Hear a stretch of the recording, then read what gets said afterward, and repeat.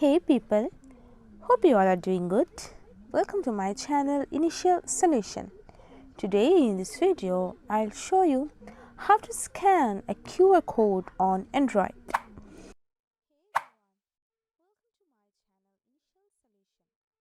So for this, first of all, go for your camera on your mobile.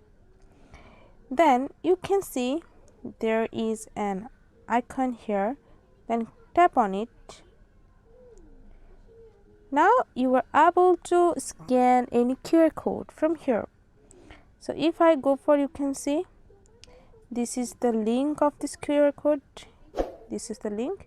So if I go for this, now it's in the page of this QR code.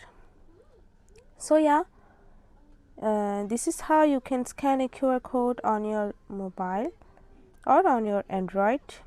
If you don't have this scan option here, then go for your settings and you can find your QR code scanner here.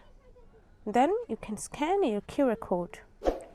So yeah, that's it. That's the process. This is how you can scan a QR code on Android. Hope this video helped you. If it did, then please like, comment and share. Subscribe to our channel and don't forget to hit the bell icon for more videos. Thank you.